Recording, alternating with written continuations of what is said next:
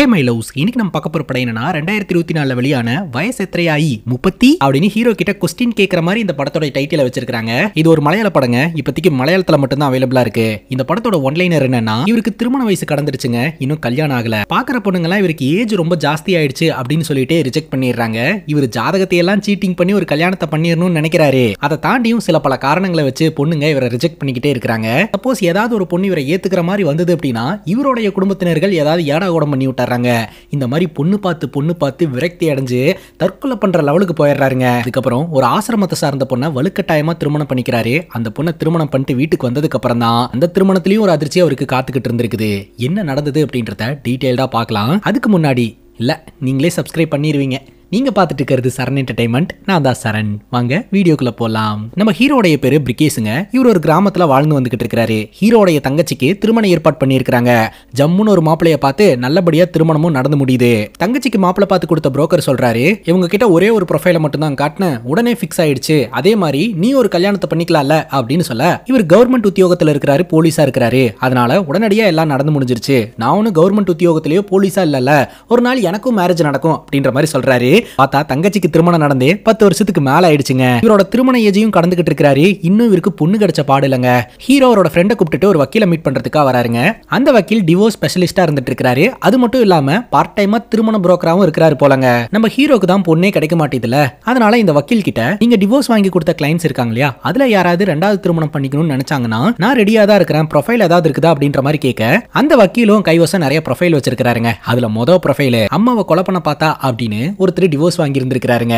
ஆனா அந்த பொண்ணு நல்ல பொண்ணு தான், அது ஒரு ஃபேக் அக்யூசேஷன் அப்படின்ற மாதிரி சொல்ல, இல்லங்க நமக்கு செட் ஆகாதுங்க அப்படின்னு ஹீரோ பயப்படுறாரு. ஏன்பா பயப்படுற, உன் அம்மா உசுரோடு இருக்காங்களா என்ன அப்படின்னு கேட்க, ஆமாங்க என் கூட தாங்க இருக்காங்க அப்படின்னு சொல்ல, அப்ப ரிஸ்க் தான்ப்பா அப்படின்ட்டு வேற ப்ரொஃபைல் பாக்குறாங்க. இந்த ப்ரொஃபைல்ல இருக்கிறவங்களுக்கு 2 குழந்தைங்க இருக்கிறதா தெரிய வருது. ஃப்ரெண்ட் ஓகேவா தான் இருக்கும் அப்படின்ற மாதிரி சொல்றாரு. ஹீரோ அந்த குழந்தைங்களுக்கு என்ன வயசுன்னு கேட்கிறாரு. பார்த்தா அந்த குழந்தைங்க ஸ்கூலுக்கு போயிட்டு இருக்குதுங்க, அதுவும் 10th படிக்கக்கூடிய வயசுங்க. அதனால ஹீரோ வேணான்றாரு. ஏன்பா குழந்தைங்க பாட்டுக்கு ஸ்கூலுக்கு போறாங்க, அந்த பொண்ணு கூட டைம் ஸ்பெண்ட் பண்றதுக்கு உனக்கு நேரம் கிடைக்கதானே போகுது அப்படின்னு சொல்ல, இல்லங்க வேணாங்க வேற ஏதாவது ப்ரொஃபைல் இருந்துச்சுன்னா பாருங்க அப்படின்னு சொல்ல, உனக்கு வயசு எத்தனை ஆகுது அப்படின்னு கேட்க, ஹீரோ வயசு சொல்றதுக்கு திணறாருங்க. ஹீரோடைய ஃப்ரெண்டு தான் சொல்றாரு இவருக்கு 31 வயசு ஆகுது அப்படின்ட்டு. சரி என்கிட்ட இன்னொரு ப்ரொஃபைல் இருக்குது, ரொம்ப நல்ல பொண்ணு, தெரிஞ்ச பொண்ணு தான், இந்த பொண்ணு மேல எந்த தப்பும் இல்ல, ஆனா டிவோர்ஸ் ஆயிடுச்சு, இந்த ப்ரொஃபைல் ஓகேவா அப்படின்னு கேட்கும்போது ஹீரோடைய ஃப்ரெண்டு கேட்கிறாரு என்ன ரீசனால டிவோர்ஸ் ஆச்சு அப்படின்ட்டு. அதான் இந்த பொண்ணு பக்கம் ஃபால்ட் இல்லன்னு தெரிஞ்சிருச்சலப்பா, அப்புறம் எதுக்குப்பா ரீசன்லாம் தெரிஞ்சுக்கிட்டு, ஹீரோக்கு ஓகேனா சொல்ல பேசிடலாம் அப்படின்னு சொல்ல, ஹீரோ ஓகே அப்படின்னு சொல்லிடுறாரு. அப்புறம் எனக்கு ஃபீஸ் கொடுக்க வேண்டியதா இருக்கும், ஜிஎஸ்டியோட சேர்த்து ஒரு 1450 ரூபா கொடுப்பா அப்படின்னு சொல்ல, நம்ம ஹீரோவும் பாத்தீங்கன்னா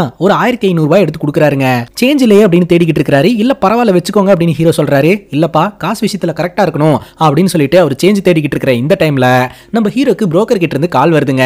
போன வாரம் ஒரு பொண்ணை போய் பார்த்துட்டு வந்தோம் இல்லையா, அந்த பொண்ணு வீட்டுக்காரங்களுக்கு உனக்கு பிடிச்சிருக்கான், அவங்க உடனடியா நம்ம வீட்டை வந்து பார்க்கணும்னு சொல்லிக்கிட்டு இருக்காங்க, வர சொல்லவா, உனக்கு ஓகேவா அப்படின்னு கேட்க ஹீரோ யோசனை பண்றாரு. ஹீரோடைய வீட்டு பக்கத்துல இருக்கக்கூடிய ஆன்டிங்களும் சரி அங்கிள்ஸும் சரி ஒவ்வொருத்தங்க ஒவ்வொரு மாதிரியான கேரக்டர், ஆக மொத்தம் எல்லோருமே நெகட்டிவான ஆட்கள் அப்படின்றது தெரிய வருது. பொண்ணு வீட்டுக்காரங்க கூட நீங்களும் வாங்க, அவங்க இது தனியா வந்துட போறாங்க, எங்க ஏரியாக்காரங்களே அதையும் இதையும் பேசி கெடுத்துட்டுருவாங்க அப்படின்னு சொல்ல, சரின்னு அவரும் கேட்டுக்கிறாருங்க. இந்த வக்கீல் ஒரு வழியா சேஞ்ச் எடுத்துறாருங்க. இந்த அப்பா அவன் சேஞ்ச் அப்படின்னு சொல்ல, இல்லங்க வேண்டாம் அப்படின்னு ஹீரோ சொல்றாரு.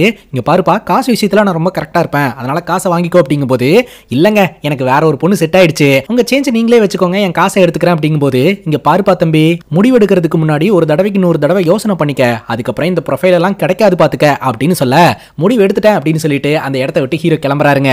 இப்ப வனஜா அப்படின்ற ஒருத்தங்களை காட்டுறாங்க. இந்த ஏரியாவோட லோக்கல் பார்ட்டில முக்கியமான நபரா இருந்துட்டு இருக்காங்க. வனஜா பாத்தீங்கன்னா ஒருத்தங்களுக்கு போனை போட்டு, இந்த ஏரியால இருக்கிறவங்களுக்கு எல்லாம் நீங்க தான் ஃபேக்கான ஜாதகத்தை எல்லாம் எழுதி கொடுத்துட்டு இருக்கிறதா, இனிமேல் இந்த வேலையெல்லாம் வச்சுக்காதீங்க, வனஜா ஏரியால இருக்கிறவங்க தான் இந்த மாதிரி எல்லாம் பண்ணிட்டு இருக்காங்கன்னு சொல்லிட்டு என் பேர் தான் கெட்டு போகுது அப்படின்னு சொல்ல, நான் இந்த பிரிகேஷ் அப்படின்றவருக்கு மட்டும் தாங்க ஒரு 5-6 ஜாதகத்தை எழுதி கொடுத்தேன், மத்த யாருக்கும் நான் எதுவும் பண்ண கிடையாது அப்படிங்கும்போது, எது எப்படியோ இனிமேல் இந்த வேலையெல்லாம் பண்ணாதீங்க அப்படின்னு வனஜா திட்டி விட்டுறாங்க.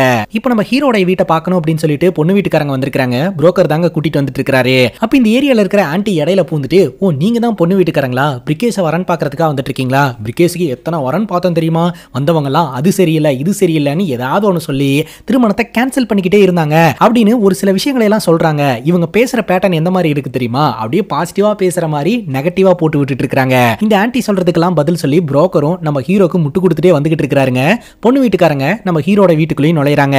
ஹீரோட வீட்டுல இப்ப யாரெல்லாம் இருக்காங்க அப்படின்னு பாத்தீங்கன்னா, அம்மா அப்பா, ஹீரோடைய பிரெக்னென்ட்டான தங்கச்சி, அவங்களோட ஹீரோவோட 2 குழந்தைங்க, அது போக தங்கச்சி புருஷன். பொண்ணு வீட்டுக்காரங்க வீட்டுக்கு வந்துட்டாங்க. ஹீரோ ஆன் த வேல இருக்காரு. ஹீரோ தன்னோட தங்கச்சிக்கு போனை போட்டு ஜாதகம் ரூமுக்குள்ள இருக்குது, அதை எடுத்து பொண்ணு வீட்டுக்காரங்க கிட்ட கொடுத்துரு அப்படின்னு சொல்ல தங்கச்சியும் ரூமுக்குள்ள போயிட்டு ஜாதகத்தை தேடுறாங்க. பார்த்தா ஹீரோடைய பேர்ல நிறைய ஜாதகம் இருக்குதுங்க. அதுல நான் ஒரு மார்க் பண்ணி வச்சிருப்பேன் பாரு, அதுதான் நல்ல ஜாதகம், அதை எடுத்து கொடுத்துரு அப்படின்ற மாதிரி ஹீரோ சொல்றாரு. ஒரு ஜாதகத்திலயும் ஒரு டேட் ஆஃப் பர்த் இருக்குதுங்க.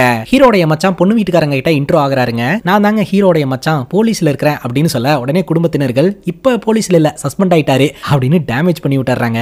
கரெக்டா நம்ம ஹீரோ வராருங்க. அந்த பொண்ணு வீட்டுக்காரங்க சொல்றாங்க, என் பொண்ணுக்கு நிறைய மாப்பிளை பார்த்தங்க, பொண்ணுக்கு நம்ம ஹீரோ தான் பிடிச்சிருக்கு அப்படின்னு சொன்னதுனால தான் டைரக்டா பாக்குறதுக்காக வந்தோம் அப்படின்னு சொல்ல ஹீரோக்கும் சந்தோஷமா இருக்குதுங்க. ஜாதகத்தை வாங்கி பார்த்த பொண்ணு வீட்டுக்காரங்க, அடடே இன்னைக்கு தான் மாப்பிளைக்கு பர்த்டே போலயே, சரி வீட்டை பார்க்க வந்தோம் அப்படின்றத தாண்டி இது ஒரு பர்த்டே செலிப்ரேஷனா மாத்திரலாம், கேக் வெட்டலாம் அப்படின்னு சொல்லிட்டு அதற்கான ஏற்பாடு பண்றாங்க. பொண்ணு வீட்டுக்காரங்க நம்ம ஹீரோவை கேக் வெட்ட சொல்றாங்க.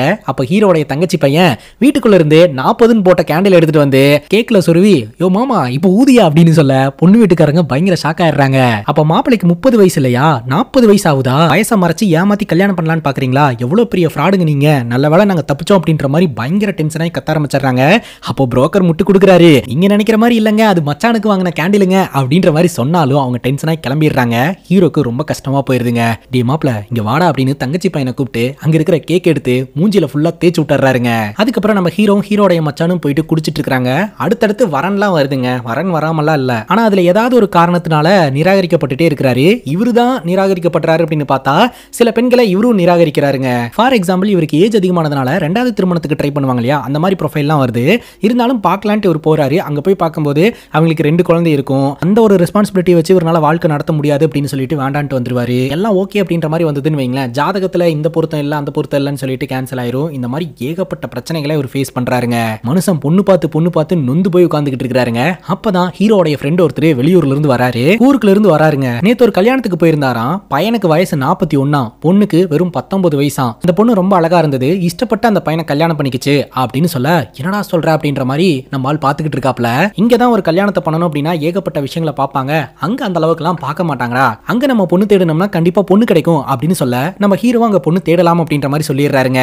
அதுக்கப்புறம் நம்ம ஹீரோ வழக்கம் போல பெயிண்ட் அடிக்கிற வேலைக்கு போயிடுறாருங்க. அப்படி ஒரு வீட்ல பெயிண்ட் அடிச்சுக்கிட்டு இருக்கும்போது அந்த இடத்துக்கு ஹீரோடைய ஃப்ரெண்ட் வராரு. இந்த சண்டே நம்ம பொண்ணு பாக்குறதுக்கா போலாம், நாம பொண்ணு பார்க்க போறதுல ஒரு சில பிரச்சனைகள் இருக்குது. அது என்ன அப்படின்னா, பொண்ணு ஓகே ஆச்சு அப்படின்னா அந்த பொண்ணுக்கும் அந்த பொண்ணோட குடும்பத்தினர்களுக்கும் நாம காசு தர மாதிரி இருக்கும். டிராவல் சார்ஜ், வண்டி வாடகை, புரோக்கர் கமிஷன், ரூம் சார்ஜ் அப்படின்னு ஏகப்பட்ட செலவுகள் இருக்குது.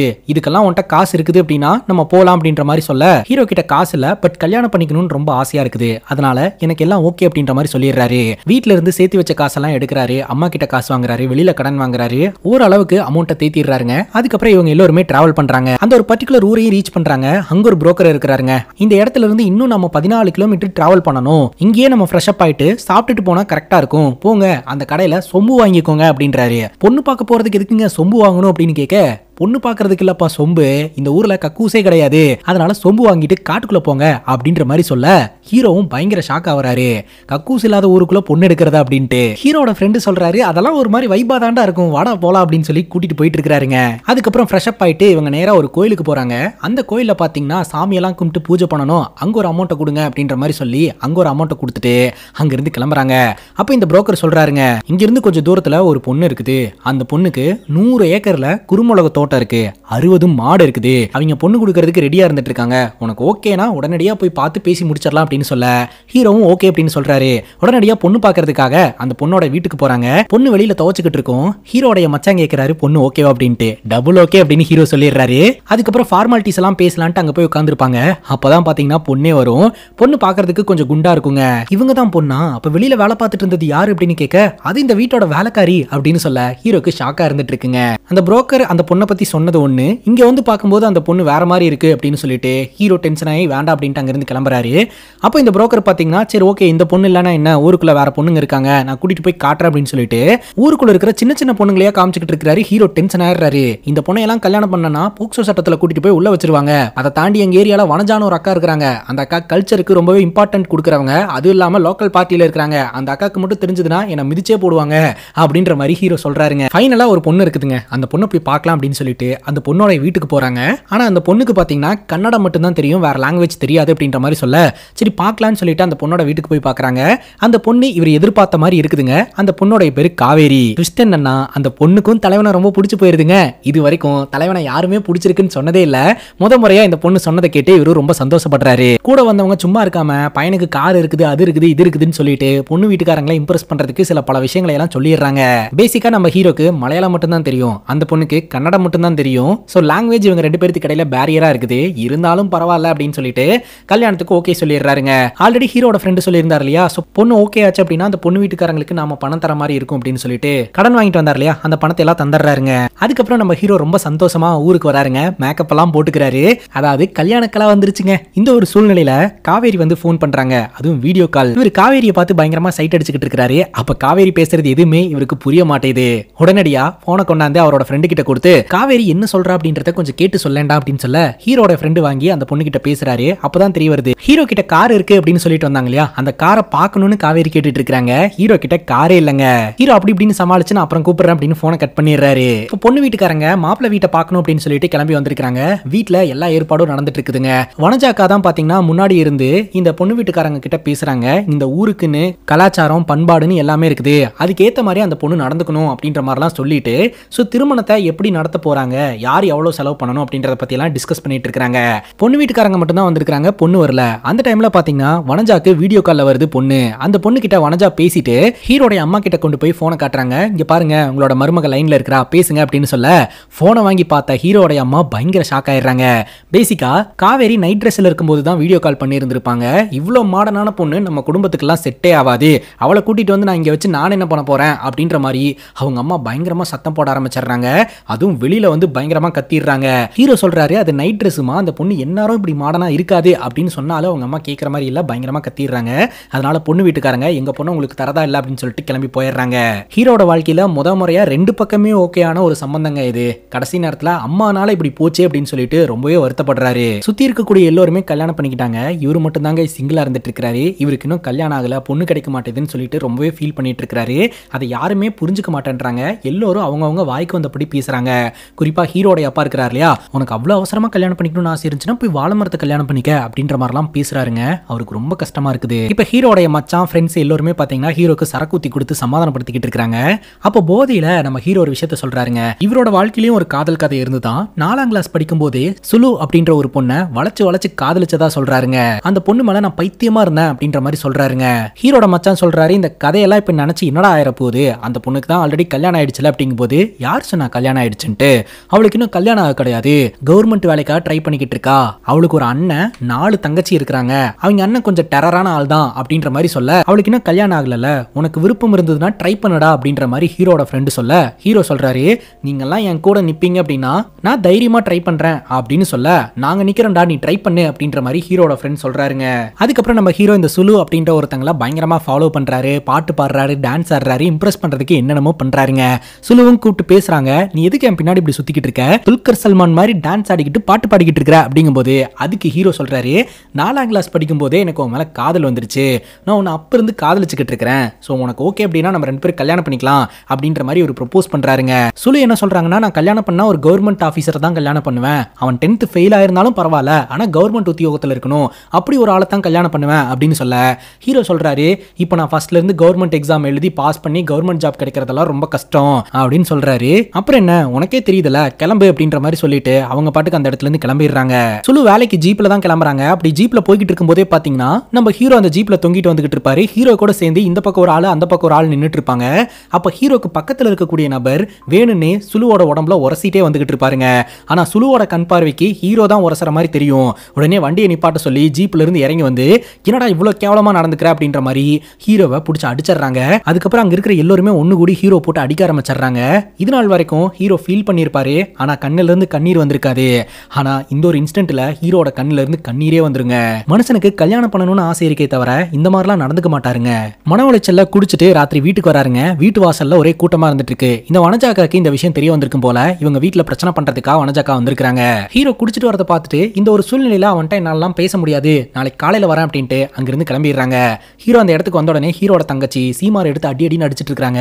எதுக்கு இந்த மாதிரிலாம் பண்ணிட்டு இருக்க அப்படின்ட்டு. ஹீரோட தங்கச்சி பிரெக்னெண்டா இருந்துட்டு இருக்காங்க இல்லையா, இல்லையா, தங்கச்சியோட புருஷங்காரன் வாந்தி வர மாதிரி சும்மா ஆக்ஷன் கொடுக்குறாரு. அதை பார்த்த உடனே தங்கச்சிக்கு உண்மையிலேயே வாந்தி வந்துருதுங்க. என் பொண்டாட்டி வாந்தி எடுக்க ஆரம்பிச்சிட்டா, நீ இங்கிருந்து போயிரு அப்படின்ற மாதிரி ஹீரோ கிட்ட சிக்னல் கொடுக்க ஹீரோவும் வாந்தி எடுக்க ஆரம்பிச்சிடுறாருங்க. அதுக்கப்புறம் 2 பேர்த்தையும் சரி பண்ணி தூங்க வைக்கிறாங்க.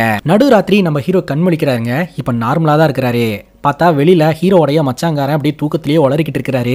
ஹீரோக்கு கூடிய சீக்கிரம் ஒரு நல்ல பொண்ணு கிடைக்கணும் அப்படின்னு சொல்லிட்டு. இது வரைக்கும் நம்ம எவ்வளவோ பொண்ணுங்களை பார்த்துட்டோம். நமக்கு பிடிச்சா அந்த பொண்ணுக்கு பிடிக்க மாட்டேது, அந்த பொண்ணுக்கும் எனக்கும் பிடிச்சாலும் வீட்டில் இருக்கிறவங்கனால ஏதோ ஒரு பிரச்சனை வந்துருது. எல்லாம் ஓகே, ஆனா பக்கத்து வீட்டுக்காரங்கனால பிரச்சனை வந்துருது. ஸோ நம்ம வாழ்க்கையில கல்யாணம்னு ஒன்று இல்லவே இல்லை போல அப்படின்னு சொல்லிட்டு ரொம்பவே விரக்தி அடைஞ்சிடறாருங்க. இந்த விரக்தியோட உச்சகட்டத்தில் இவர் ஏடா கூடமான ஒரு விஷயத்த பண்றாரு. எலி மருந்து இருக்கு இல்லையா, அதை ஒரு கிளாஸ்ல கலந்து வச்சுட்டு யோசனை பண்றாரு, குடிக்கலாமா வேணாமான்னு. ஒரு கட்டத்துக்கு மேல எடுத்து குடிச்சிடுறாருங்க. குடிச்சு கொஞ்ச நேரத்துக்கு அப்புறம் அது வேலையை காட்டும் இல்லையா, அப்பதான் மறுபடியும் இவருக்கு வாழணும்னு ஆசை வருது. தக்காளி வயித்தை பிடிச்சிட்டு கதறாருங்க. உடனடியா ஓடி போய் அவரோட ஃப்ரெண்டு வீட்டு கதவை தட்டி, மச்சானா எலும்பு இருந்த குடிச்சிட்டேன். என்னடா அதிகமா குடிச்சிட்டியா, போய் படுறா, காலையில பாத்துக்கலாம் அப்படிங்கும் போது, டே மச்சான் வயிறெல்லாம் கபகபன்னு எரியுதுரா அப்படின்னு சொல்ல, உண்மையை தான் சொல்றியா அப்படிங்கும் போது, ஆமாண்டா மச்சான் என்னை எப்படியாவது காப்பாத்துன்னு சொல்ல, உடனடியா நம்ம ஹீரோவை ஹாஸ்பிட்டலுக்கு தூக்கிட்டு போய் அட்மிட்டும் பண்றாங்க. பேசிக்கான சிகிச்சையிலேயே இவரோட உயிரை காப்பாத்திடுறாங்க. உயிருக்கு எந்த ஆபத்தும் இல்ல. இப்ப கொஞ்சம் டயர்டா தாங்க ஃபீல் பண்ணிக்கிட்டு இருக்காரு. அப்போ நம்ம ஹீரோடைய ஃப்ரெண்டை கூப்பிட்டு நர்ஸ் சொல்றாங்க, ஹாஸ்பிட்டல்ல பெட் இல்ல, அதனால நீங்க தான் ஏதாவது ஏற்பாடு பண்ணணும் அப்படிங்கும் போது, அது ஒன்றும் பிரச்சனை இல்லை சிஸ்டர், பெட்ஷீட் விரிச்சு நான் இங்கேயே படுத்துப்பேன் அப்படிங்கும் போது, ஐயோ நான் உனக்கு சொல்லலையா, உன் ஃப்ரெண்ட் அட்மிட் பண்றதுக்கே இங்க பெட் இல்ல, பெட் பற்றாக்குறையா இருந்துட்டு இருக்குது அப்படின்னு சொல்ல, நீங்க எப்படி என் ஃப்ரெண்டுக்கு பெட் இல்லைன்னு சொல்லலாம், நான் வனஜாக்காக்கு போனை போடுறேன் இருங்க, நான் யாருன்னு காட்டுறேன் அப்படின்னு சொல்லிட்டு வனஜாக்காக்கு போனை போட்டு, அக்கா நம்ம ஏரியால ஒரு சம்பவம் ஆயிடுச்சு, நம்ம பிரிஜேஸ் இருக்கான் இல்லையா, மன உளைச்சல் தாங்க முடியாம எலி மருந்த குடிச்சிட்டாங்கா அப்படின்னு சொல்ல, அப்படியா குடும்பத்தினர்கள் கிட்ட இன்ஃபார்ம் பண்ணிட்டியா, போஸ்ட்மார்ட்டம் பண்ணியாச்சா அப்படின்னு கேட்க, அக்கா போஸ்ட்மார்ட்டம்லாம் அப்புறம் பண்ணிக்கலாம்க்கா, இங்க பெட் தர மாட்டான்றாங்கக்கா அப்படிங்கும் போது, பெட்டா எதுக்கு அப்படின்னு கேட்க, அவன் தூங்கணும்லக்கா அப்படின்ற மாதிரி சொல்ல, அட பாவி அவனுக்கு ஒண்ணு இல்லைன்னு சொல்ல மாட்டியா, சரி முதல்ல அவங்க வீட்டுக்கு இன்ஃபார்ம் பண்ணு, போன அந்த நர்ஸ் கிட்ட கூட நான் பேசுறேன் அப்படின்னு சொல்லிட்டு இந்த வனஜாக்கா பேசுறாங்க. ஆனாலும் பாத்தீங்கன்னா இங்க நிறைய பேஷன்ஸ் இருக்கிறதுனால பெட் இல்ல அப்படின்ற மாதிரி சொல்லிடுறாங்க. ஹீரோடைய மச்சான் ஹீரோ பாக்குறதுக்காக ஹாஸ்பிட்டலுக்கு வராரு. நீ இந்த மாதிரி பண்ணதை நினைச்சு உன் தங்கச்சி ரொம்ப ஃபீல் பண்றா, உன்கிட்ட பேசணும்னு சொல்றா, லைன்ல தான் இருக்கா, நீ பேசு அப்படின்னு சொல்ல, ஹீரோவும் போனை வாங்கி காதுல வைக்கிறாருங்க. வாஷ் பண்ணி போட்ட உன்னோட ப்ளூ ஜெட்டி எங்க, தேடி பார்த்தா காணோம் அப்படின்ற மாதிரி ஹீரோட தங்கச்சி சொல்றாங்க. இங்க ஒருத்தன் உசுருக்கு போராடிக்கிட்டு இருக்கான், அவனை பத்தி கேட்காம ஜட்டியை பத்தியா பேசிக்கிட்டு இருக்கேன்னு சொல்லி போனை கட் பண்ணிடுறாருங்க. அதுக்கப்புறம் ஹீரோவை ஜெனரல் வார்டுக்கு மாத்தி எல்லாருமே வந்து பாக்குறாங்க. வனஜாக்கா அந்த இடத்துக்கு வந்து பார்த்துட்டு, டாக்டர் உனக்கு ஒண்ணு இல்ல அப்படின்னு சொல்லிட்டாங்க, ஆனா ஒரு முக்கியமான டெஸ்ட் இருக்குது, அந்த டெஸ்ட் கம்ப்ளீட் ஆனதுக்கு அப்புறம் தான் டிஸ்சார்ஜ் பண்ண முடியும்னு சொல்லிட்டாங்க அப்படின்னு சொல்ல, அப்படி அது என்ன டெஸ்ட் அப்படின்னு கேட்க, மென்டல் ஹெல்த் செக்அப் அப்படின்னு சொல்ல, என்னக்கா என்ன பைத்தியம் சொல்றாங்களா அப்படிங்கும்போது, இல்ல இல்ல இனி நீ மறுபடியும் இந்த மாதிரிலாம் பண்ணக்கூடாது அப்படின்னு சொல்லிட்டு ஏதோ கவுன்சிலிங் கொடுப்பாங்க போல, நீ போய் கேஷுவலா அட்டன் பண்ணிட்டு வா அப்படின்னு சொல்ல, நம்ம ஹீரோவும் அட்டன் பண்றதுக்காக போறாருங்க. ஆக்சுவலா நம்ம ஹீரோ பாக்குறதுக்கு ஒரு 40 வயசு ஆள் மாதிரிலாம் இருக்க மாட்டாருங்க. அதனால டாக்டரே கேட்கிறாரு, ஏன்பா கல்யாணம் ஆகலான்ல எவனாவது சூசைட் பண்ணிக்குவானா, இன்னும் டைம் இருக்குல்ல, வயசு இருக்குல்ல அப்படிங்கும் போது, ஹீரோட தங்கச்சி சொல்றாங்க, ஆமா டாக்டர் எங்க அண்ணனுக்கு 37 வயசு தான் ஆகுது, ஆனா சர்டிபிகேட்ல 40 வயசுன்னு இருக்குது, பாக்குறதுக்கு அப்படிலாம் இல்லல்ல அப்படிங்கும் போது, அப்பதான் டாக்டருக்கு ஓ 40 வயசு ஆயிடுச்சா, அதனாலதான் இவர் ரொம்ப ஃபீல் பண்றாரு போல அப்படின்னு சொல்லிட்டு டாக்டர் தனியா கூட்டிட்டு போய் பேசுறாருங்க. கல்யாணம் மட்டுமே வாழ்க்கை கிடையாது, கல்யாணம் ஆனாதான் சந்தோஷமா இருக்க முடியும் கிடையாது அப்படின்னு சொல்ல, அதுக்கு ஹீரோ கேட்கிறாரு, டாக்டர் உங்களுக்கு கல்யாணம் ஆயிடுச்சு அப்படின்ட்டு, எனக்கு கல்யாணம் ஆயிடுச்சுப்பா, 2 குழந்தைங்க, ஒரு நிம்மதியான ஹாப்பியான வாழ்க்கை அப்படின்னு சொல்ல, நீ மட்டும் சந்தோஷமா வாழ்வ, நான் மட்டும் கல்யாணம் பண்ணக்கூடாதா, எனக்கு கல்யாணம் பண்ணணும் அப்படின்னு ஹீரோ சொல்றாரு. இல்லப்பா நான் அப்படி சொல்லல, நான் சொல்றதை கேளு, அப்துல் கலாம் ஐயா இருக்கிறார் இல்லையா, அவரு சிங்கிளா தான் இருந்தாரு, இப்ப பிரதமரா இருக்கிறார் இல்லையா மோடிஜி, அவரும் சிங்கிளா தான் இருக்கிறாரு, ஏன் நம்ம சல்மான் கான் கூட சிங்கிளா தான் இருக்கிறாங்க, உனக்கு கல்யாணம் பண்ணிக்கவே வேண்டாம்னு சொல்லல, அட்லீஸ்ட் பொண்ணு கிடைக்கிற வரைக்கும் இவங்கள மாதிரி கொஞ்சம் தைரியமா இரு அப்படின்னு சொல்ல, நீங்க இவங்களை எல்லாம் ரெஃபரன்ஸா காட்டுறீங்கல்ல, நான் காட்டவா, என் ஏரியால ஒருத்தனுக்கு 41 வயசு ஆகுது, 19 வயசுல ஒரு பொண்ணை கல்யாணம் பண்ணியிருக்கான், போக்சோ வழக்குல கைதாகி ஒருத்தன் ஜெயிலுக்கு போயிட்டு வெளியில வரான், அவனுக்கு வெளியில பொண்ணு கிடைக்குது, ஆனா எனக்கு ஏன் பொண்ணு கிடைக்க மாட்டேது, சோ நான் கல்யாணம் பண்ணிக்கிட்டே ஆகணும் அப்படின்ற மாதிரி கவுன்சிலிங் கொடுக்க வந்த டாக்டரே ஒரு பிரெயின் வாஷ் பண்றாருங்க. ஆனாலும் இந்த டாக்டர் விடுறதா இல்ல, நம்ம ஹீரோவை கூட்டிட்டு போய் உட்கார வச்சு புரிய வைக்கிறாரு, இந்த மாதிரி கல்யாணம் மட்டுமே லைஃப்னு நினைச்சுக்காத, இதை தாண்டி எவ்வளவோ விஷயங்கள் இருக்குது, எல்லாம் ஆட்டோமேட்டிக்கா நடக்கும், அது வரைக்கும் உன்னோட வாழ்க்கையை நிம்மதியா சந்தோஷமா வாழு அப்படின்னு எவ்வளவோ சொல்லி அட்வைஸ் பண்ணி நம்ம ஹீரோவை ஓரளவுக்கு ரெடி பண்றாருங்க. அதுக்கப்புறம் நம்ம ஹீரோ வழக்கம் போல வேலைக்கு போக ஆரம்பிக்கிறாரு. அந்த வகையில வெளியூருக்கு ஒரு பெயிண்டிங் வேலைக்காக வந்திருக்காருங்க. அந்த எலி மருந்தோட எஃபெக்ட் இன்னும் நம்ம ஹீரோட வயித்துல இருக்கிறதுனால அப்பப்போ இவருக்கு வாமிட் வந்துட்டு இருக்கும். சோ வேலையெல்லாம் முடிச்சுட்டு எல்லாரும் சரக்கு அடிக்கிறதுக்காக போறாங்க. அப்ப நம்ம ஹீரோடைய தங்கச்சி போன் பண்றாங்க. ஹீரோ போன் எடுக்கவே இல்ல. ஃப்ரெண்டுக்கு போன் பண்ணி ஏன் ஒரு போன் பண்ணா போன் எடுக்கவே மாட்டேன்றாரு, போனை கொடுங்க அப்படின்ற மாதிரி சொல்ல, நம்ம ஹீரோ சொல்றாரு, இந்த மாதிரி பெயிண்ட் அடிக்க போன இடத்துல மொபைலை மிஸ் பண்ணிட்டேன் அப்படின்ட்டு, மொபைலையும் தொலைச்சிட்டியா அப்படின்னு சொல்லிட்டு அங்க ஒரு சண்டை. சரி ஓகே, வேலை பார்க்குற பிஸியில் டேப்லெட் எல்லாம் போடாம விட்டுறாதீங்க, டேப்லெட் எல்லாம் ஆன் டைமுக்கு போடுங்க அப்படின்ற மாதிரி ஹீரோட தங்கச்சி அட்வைஸ் பண்றாங்க. அதுக்கப்புறம் ராத்திரி நம்ம ஹீரோ தங்கச்சியோட புருஷன்கிட்ட இந்த மாதிரி ஃபோன் தொலைச்சிட்டு வந்துட்டேன் அப்படின்னு சொல்லிட்டு தங்கச்சியோட புருஷன் மொபைல்ல இருந்து ஹீரோ அவரோட நம்பருக்கு ஃபோன் அடிக்கிறாரு. ஆனா யாரும் ஃபோன் எடுக்கவே இல்லைங்க. அதுக்கப்புறம் தங்கச்சியோட புருஷன் வீட்டுக்குள்ள போயிடுறாரு. அந்த நேரம் பார்த்து நம்ம ஹீரோட நம்பர்ல இருந்து கால் வருதுங்க. அட்டன் பண்ணா ஒரு பொண்ணு பேசுறாங்க, அதுவும் தமிழ்ல பேசுறாங்க.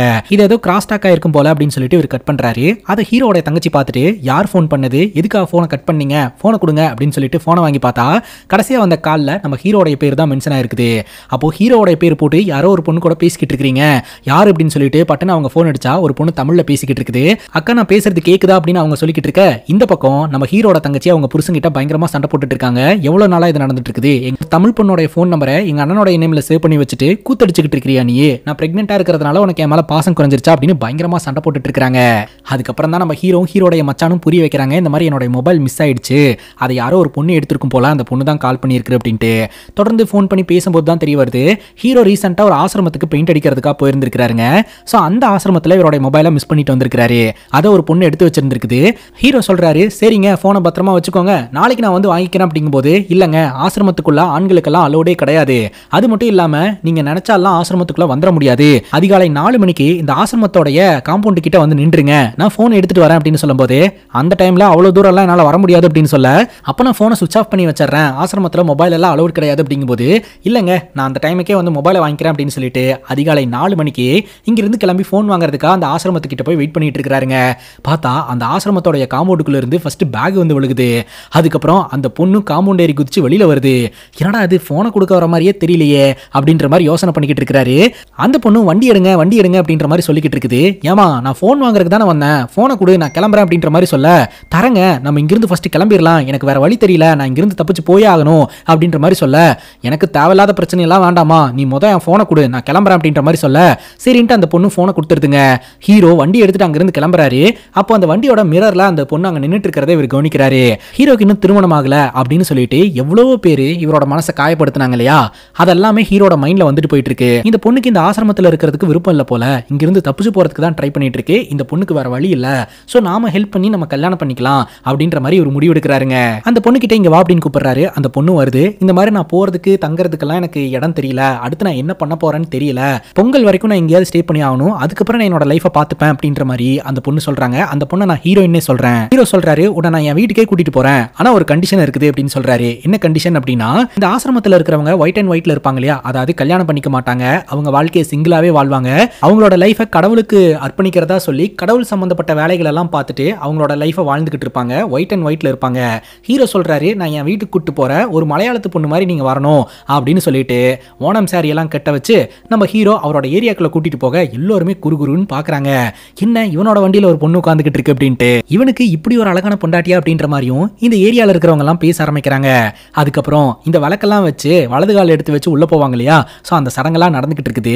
அப்ப கரெக்டா அந்த இடத்துக்கு வந்த வனஜாக்கா அந்த பொண்ணு கிட்ட பேசும்போது தான் தெரிய வருது அந்த பொண்ணு ஒரு தமிழ் பொண்ணு அப்படின்னு சொல்லிட்டு, எனக்கு என்னமோ சம்திங் ராங்னு தோணுது அப்படின்ற மாதிரி சொல்ல, உடனே நம்ம ஹீரோ வனஜாக்காவை தனியா கூட்டு போயிட்டு, அக்கா நான் வாழ்க்கையில எவ்வளவோ அசிங்கப்பட்டுட்டேன், சோ இப்போ எனக்காக ஒரு பொண்ணு கிடைச்சிருக்குது, அட்லீஸ்ட் இந்த பொண்ணு கூடயாவது நான் நிம்மதியா வாழ்றேன்க்கா அப்படிங்கும் போது, எதுக்கு வம்பு, நான் வேண்டான்னு சொல்ல போய் நீ அதுக்காக தற்கொலை பண்றதுக்கு போயிட்டீங்கன்னா என்ன பண்றது, சரி நீ வாழு, ஆனா இந்த ஊருக்குன்னு ஒரு கலாச்சாரம் பண்பாடு இருக்குது, அதையெல்லாம் தெரிஞ்சு நடந்துக்க சொல்லு அப்படின்னு சொல்ல, சரிக்கா அப்படின்ற மாதிரி சொல்லிட்டு நம்ம ஹீரோ அந்த பொண்ணை அபிஷியலா அவருடைய பொண்டாட்டின்னு சொல்லி வீட்டுக்குள்ள கூட்டிட்டு போறாருங்க.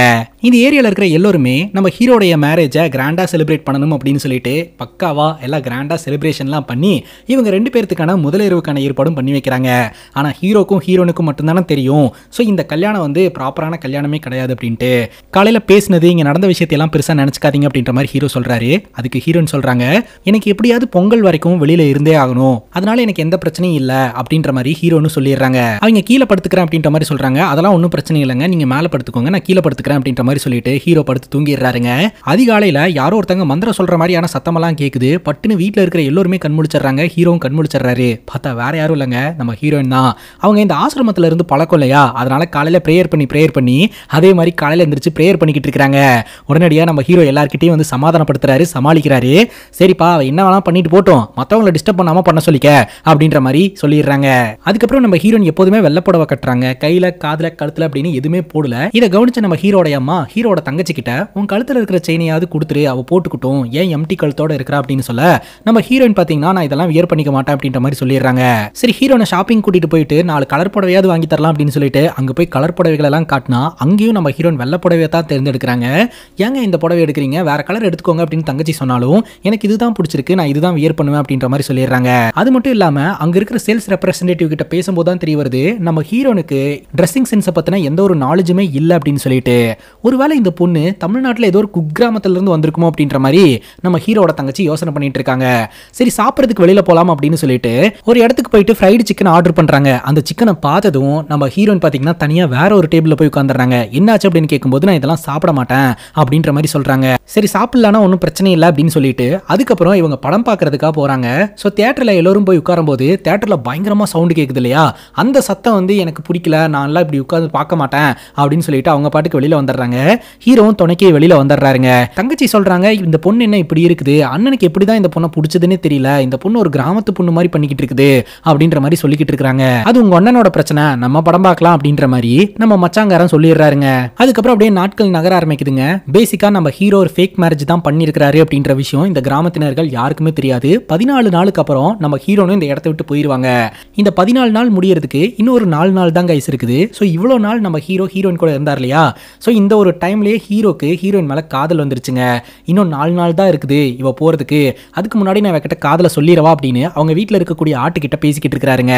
ராத்திரி ஹீரோயின் தூங்கிட்டு இருக்கும்போது ஹீரோ ரூம்குள்ள போறாருங்க. ஹீரோயின் கிட்ட ரொமான்டிக்கா அப்படியே அப்ரோச் பண்றதுக்காக போறாரு. அதை பார்த்து ஹீரோயின் பயந்து போய் அப்படியே கதற ஆரம்பிச்சிடுறாங்க. இவர் சாரின்னு சொல்லிட்டு வெளியில வந்துடுறாரு. வெளியிலேயே படுத்து தூங்கிடுறாரு. நீ இப்படி பண்ணியிருக்கவே கூடாதுடா, தப்பு பண்ணிட்டடா அப்படின்னு சொல்லிட்டு பயங்கரமா அழுகுறாரு. அதுக்கப்புறம் நம்ம ஹீரோனே பாத்தீங்கன்னா என்ன வெளியில கூட்டிட்டு போறீங்களா அப்படின்னு சொல்ல ஹீரோ பீச்சுக்கு கூட்டு வராரு. நேற்று ராத்திரி நான் இந்த மாதிரி நடந்துக்கிட்டேன், என்ன மன்னிச்சுக்கோங்க அப்படின்ற மாதிரி சொல்ல உங்க மேல தப்பு இல்ல, நான் உங்க கூட வரும்போதே இதெல்லாம் நடக்கும் அப்படின்னு தெரிஞ்சுதான் வந்தேன், ஆனா நீங்க அந்த மாதிரி இல்ல, ரொம்ப நல்லவர் தான், உங்களுக்கு என்ன பிடிக்கும் அப்படின்னு தெரியும், ஆனா நான் பிறந்தது வளர்ந்தது எல்லாமே ஆசிரமத்துல தான், நான் இப்படிதான் இருக்கணும் வாழணும்னு எனக்குன்னு ஒரு வரைமுறை இருக்குது, ஸோ நான் அதுக்குள்ளதான் வாழ முடியும், ஸோ நான் வந்து ஒரு நார்மலான வாழ்க்கையை வாழ முடியாது அப்படின்ற மாதிரி ஹீரோயின் சொல்லிக்கிட்டு இருக்காங்க. பேசிக்கா அவங்க ஒரு கன்னியாஸ்திரி வாழ்க்கையை தான் வாழ்வாங்க அப்படின்ற மாதிரி சொல்லிக்கிட்டு இருக்காங்க. அது மட்டும் இல்லாம நீங்க என்னோட மனசை மாத்தி என்ன கல்யாணம் பண்ணிக்கலாம்னு நினைக்கிறீங்க, பட் நீங்க எவ்வளவு ட்ரை பண்ணாலும் என்னோட மனசு மாறாது அப்படின்னு சொல்ல இவர் பயங்கரமா அழுகுறாரு. உன்னை ஆசிரமத்துல இருந்து நான் இங்க கூட்டிட்டு வந்தேன், திரும்பவும் ஆசிரமத்துக்கே போறேன்னு சொல்றியா அப்படின்னு சொல்லிட்டு. இல்லங்க பொங்கலுக்குள்ள நான் ஆசிரமத்துக்கு போகணும் அப்படின்னு நினைக்கிறதுக்கான ஒரு காரணம் இருக்குது, அதெல்லாம் சொன்னா நீங்க புரிஞ்சுக்க மாட்டீங்க, நீங்க புரிஞ்சுக்கிற நிலைமையிலும் இல்ல அப்படின்னு சொல்ல ஹீரோ சொல்றாரு உங்களுக்கு ஏதோ ப்ராப்ளம் இருக்குது, அது என்கிட்ட சொல்ல மாட்டேன்றீங்க, அது மட்டும் இல்லாம எனக்கு கல்யாணம் ஆகல அப்படின்ற விஷயம் இந்த பார்ட்டிக்காரங்களுக்கும் ஊர்க்காரங்களுக்கும் தெரிஞ்சதுன்னா என்ன என்ன நினைப்பாங்க அப்படின்ற மாதிரி சொல்லி அழுகுறாருங்க. அதுக்கப்புறம் ஹீரோயின் கிட்ட சரி உனக்கு ஏதோ ஒரு ப்ராப்ளம் இருக்குன்னு சொல்றல, அது என்ன ப்ராப்ளம்னு என்கிட்ட சொல்லு அப்படிங்கும்போது ஹீரோயின் சொல்றாங்க, பட் அது என்ன அப்படின்றத இப்போதைக்கு நம்ம கிட்ட சொல்லல. அதுக்கப்புறம் ஹீரோ சைலண்டா வீட்டில் கொண்டாந்து விட்டுறாரு. அந்த டைம்ல ஏரியால எவனொருத்தன் தப்பு பண்ணிட்டான்னு சொல்லிட்டு போலீஸ்காரங்க அரெஸ்ட் பண்றதுக்காக வந்திருக்காங்க. அந்த நியூஸை பார்த்தீங்கன்னா நம்ம ஹீரோடைய மச்சான் ஹீரோ கிட்ட வந்து சொல்லிக்கிட்டு இருக்கும்போது ஹீரோ தயவு செஞ்சு கொஞ்சம் தொல்லை பண்ணாதீங்க அப்படிங்கும்போது இது நான் தொல்லை பண்றேனா அப்படின்ற மாதிரி அவர் கேட்கிறாரு.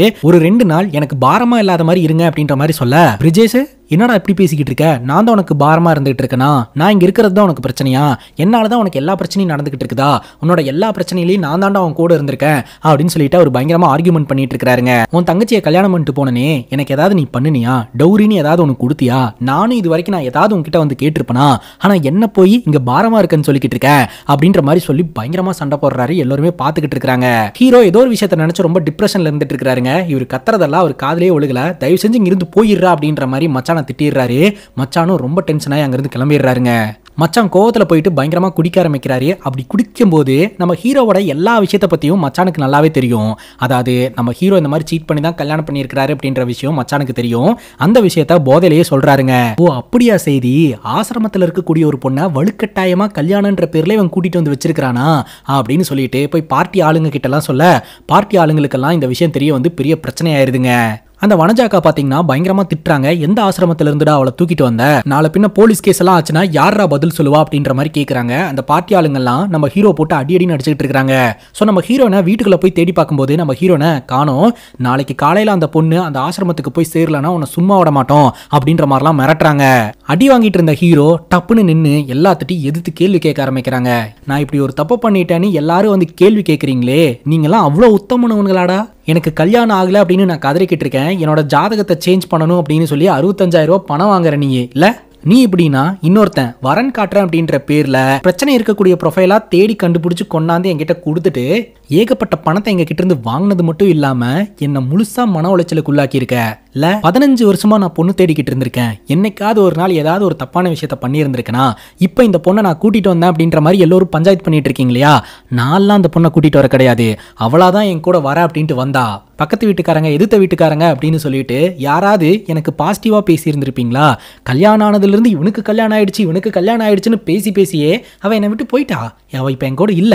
இவன் மச்சான் என் கூடயே இருந்து எல்லாத்தையும் தெரிஞ்சுக்கிட்டு 2 பெக் உள்ள போன உடனே எல்லாத்தையும் போட்டு உடச்சி வச்சிருக்கியா அப்படின்னு சொல்லிட்டு பயங்கரமா அழுகுறாருங்க. போங்கடா நீங்களும் இதுவும் அப்படின்னு சொல்லிட்டு ஒரு பாட்டுக்கு ஒரு இடத்துல போய் உட்காந்து ஃபீல் பண்ணிக்கிட்டு இருக்காரு. இந்த ஒரு சூழ்நிலையில தான் பீச்சில் வச்சு இவங்க 2 பேரும் என்ன பேசினாங்க அப்படின்றத நம்ம கிட்ட காட்டுறாங்க. பேசிக்கா நம்ம ஹீரோன் இருக்காங்க இல்லையா, அவங்க ஆசிரமத்துல கன்னியாஸ்திரியா தான் வாழ்ந்துட்டு இருந்திருக்காங்க. வெளியுலகத்துக்கு தெரியாத சில அதிர்ச்சி சம்பவங்கள் எல்லாம் அந்த ஒரு ஆசிரமத்துல நடந்திருக்குதுங்க. ஸோ அவங்கள அறியாமையே பார்த்தீங்கன்னா அவங்க பிரெக்னெண்டா இருந்திருக்காங்க. அவங்களுக்கு குழந்தையும் பிறந்திருக்குது.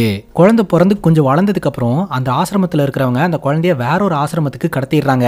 ஸோ குழந்தைய அடாப்ட் பண்ணணும் அப்படின்னு நினைக்கிறவங்க கிட்ட காசு வாங்கிட்டு குழந்தைய கொடுத்துட்டு இருந்திருக்காங்க. அப்போ இந்த ஆசிரமத்தில் இருக்கக்கூடிய பெண்களை எல்லாம் இந்த மாதிரி தான் பயன்படுத்திட்டு இருந்திருக்காங்க அப்படின்ற விஷயத்த நம்ம ஹீரோன் தெரிஞ்சிருந்திருக்காங்க. அது மட்டும் இல்லாம இங்கிருந்து எடுத்துட்டு போற குழந்தைங்களையெல்லாம் பொங்கல் அன்னைக்கு ஒரு ஆசிரமத்தில் வச்சிருப்பாங்க. ஸோ அங்கே போனோம்னா கண்டிப்பாக தன்னோட குழந்தைய பார்க்கலாம் அப்படின்னு சொல்லிட்டு தான் நம்ம ஹீரோயின் தப்பிச்சு ஓடி வந்திருந்திருக்காங்க.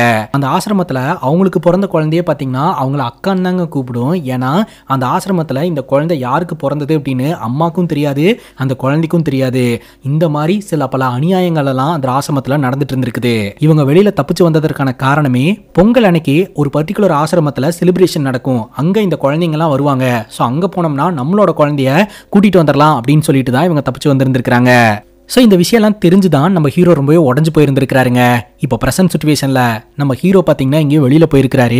நம்ம ஹீரோயின் அவங்களோட குழந்தைய கண்டுபிடிச்சி காப்பாற்றிட்டாங்க.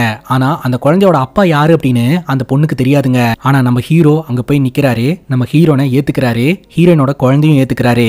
இனி அந்த குழந்தையோட அப்பா நம்ம ஹீரோ தான். ஹீரோ பார்த்தீங்கன்னா அந்த குழந்தையும் நம்ம ஹீரோனையும் வீட்டுக்கு கூப்பிட்டு வரும்போது ஹீரோவோட குடும்பத்தினர்களும் நம்ம ஹீரோவை ஏற்றுக்கிறாங்க. இத்தோட இந்த படம் முடியுதுங்க. இந்த படத்தை பற்றி நீங்கள் என்ன நினைக்கிறீங்க அப்படின்னு உங்களோட கருத்தை கமெண்ட் செக்ஷன்ல பதிவு பண்ணுங்க. அண்ட் இதே மாதிரி வேற எதனா படத்தை பத்தி பேசணும் அப்படின்னு நினைச்சீங்கன்னா அந்த படத்தோட பேரையும் கமெண்ட் செக்ஷன்ல சொல்லுங்க.